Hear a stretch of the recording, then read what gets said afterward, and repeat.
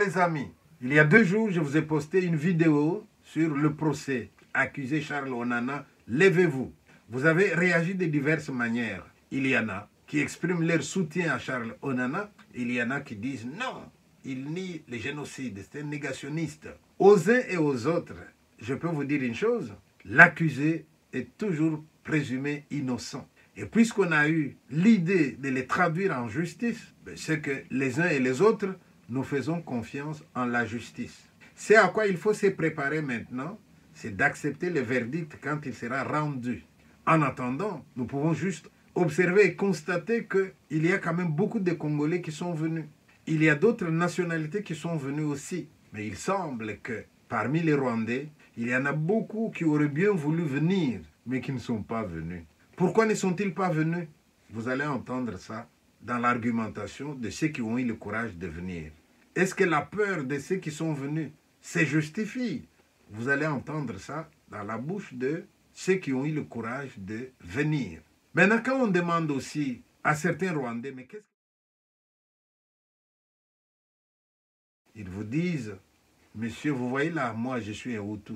J'ai perdu autant de membres de ma famille, mais on dirait que mes parents à moi ne comptent pas. On va m'appeler moi génocidaire, alors que moi aussi je pleure les miens qui sont morts. Et je pense que ces voix-là méritent d'être entendues. Certaines questions que les intellectuels se sont souvent posées sont parfois liées aux statistiques. Combien de morts y a-t-il eu au Rwanda en réalité?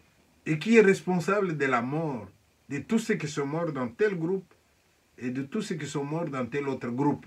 C'est des questions pour lesquelles on va nous donner des réponses. En attendant, avec l'idée que je suis neutre dans ce que je vous dis, je ne me mêle ni des statistiques, ni du vocabulaire génocide, massacre. Je me mêle du fait que nous sommes devant une hypothèse. Charles Onana est-il négationniste, oui ou non? Suivons donc, continuons à suivre le procès et nous saurons quel sera le verdict. Et continuons à prédire, hein, est-ce que Charles va gagner ou est-ce que Charles va perdre?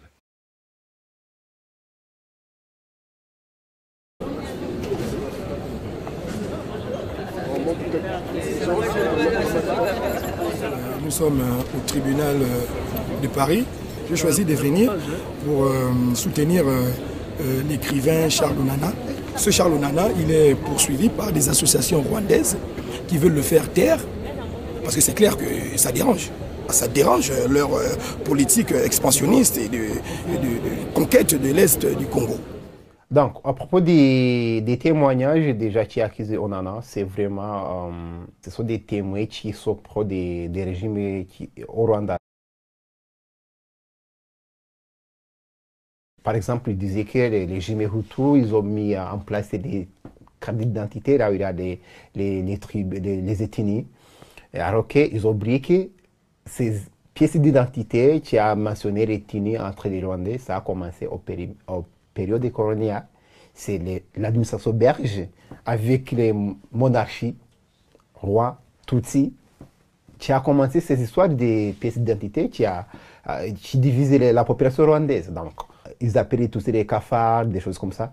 Mais ils ont oublié que ces termes qui est en Kinyarwanda, dans ma langue natale, qui disent Inyenzi, c'était une abréviation, qui disait Ingangurarugo Ziemeje Kuba Inyenzi. C'était des combattants, si je peux dire, ou bien des rebelles monarchistes que le roi Kigeli V a organisé pour venir conquérir les pays après la révolution de 1959.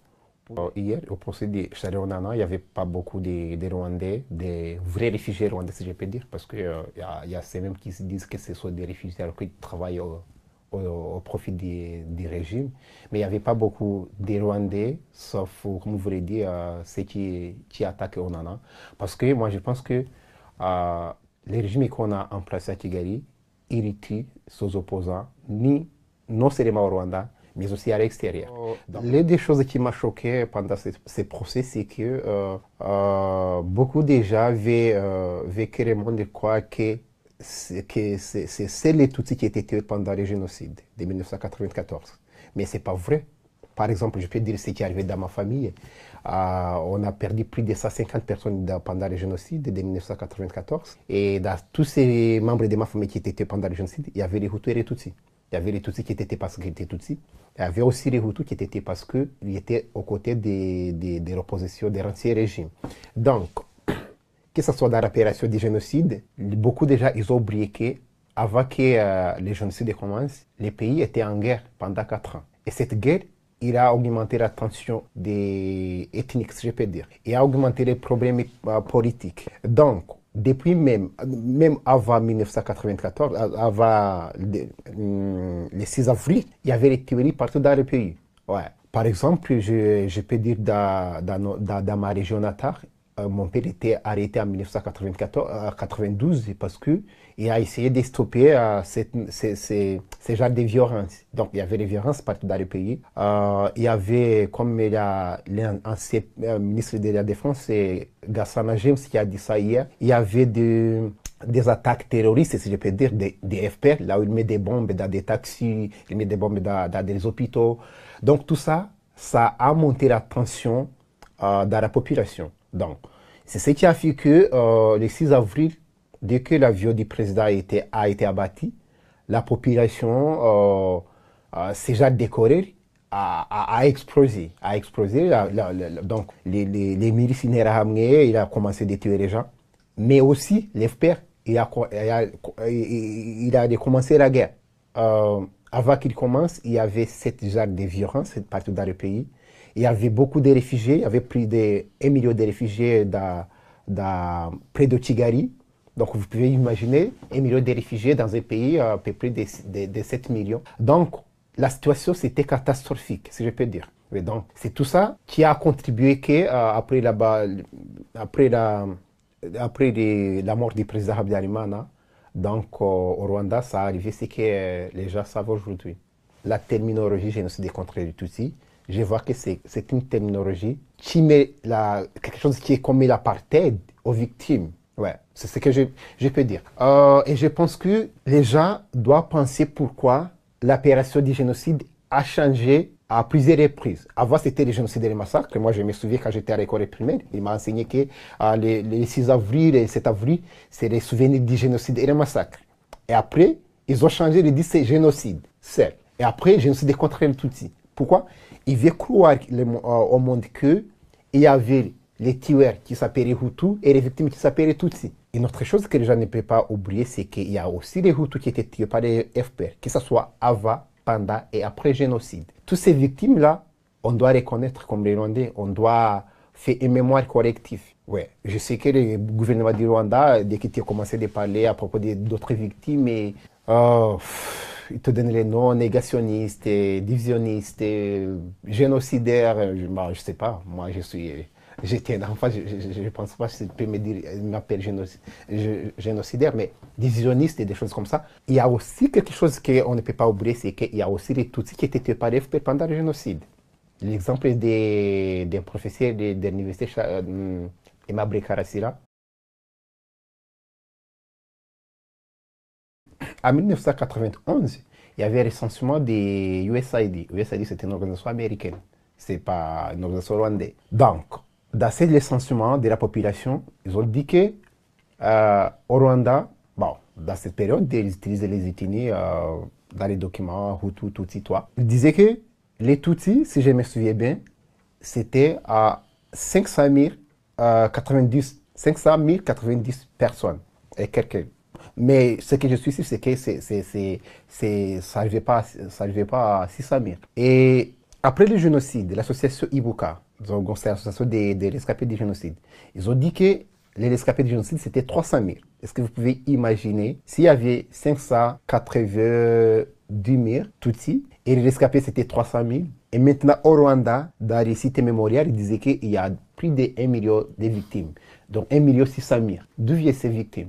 C'est la raison pour laquelle moi je disais que ce qui est arrivé au Rwanda, c'est les génocides qui sont arrivés au Rwanda, le génocide rwandais, il y a des victimes Hutus, il y a des victimes Tutsis.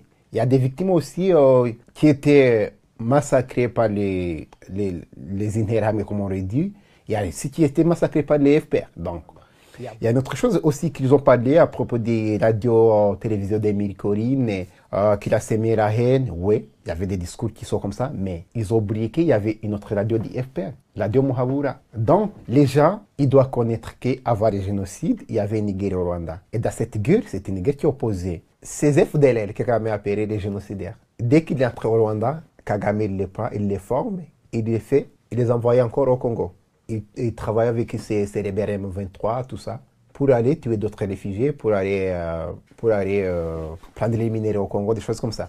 Donc, pour Kagame, dès que les FDLR sont au Congo, ils ont les criminels. Dès qu'ils entrent au Rwanda, ils les forment pour les renvoyer encore au Congo pour travailler à ses propres intérêts. Donc, ça va?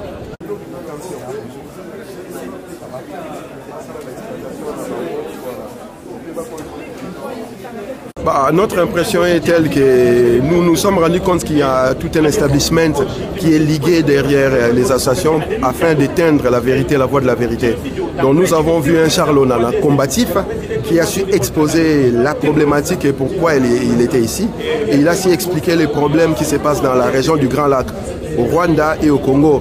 Et moi, ce qui m'a beaucoup touché, c'était les côtés où il parlait de la question de la justice par rapport aux victimes, que ce soit les victimes du Rwanda et les victimes du Congo, que les responsables de ces atrocités-là aient aussi l'occasion de passer devant la barre pour s'expliquer comme lui est en train de faire.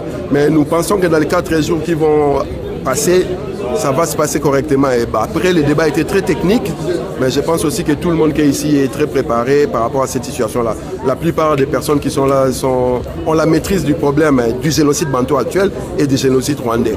Et il a su expliquer qu'on a plus de 15 millions de morts au Congo. On n'en parlait pas. Il y a eu 800 000 morts au Rwanda. Et là, tout le monde veut en parler alors qu'à côté, ce sont les mêmes acteurs qui étaient de l'autre côté, qui sont passés de l'autre côté pour continuer ce travail-là. Et ce sont ces vrais acteurs-là qui doivent passer à la justice.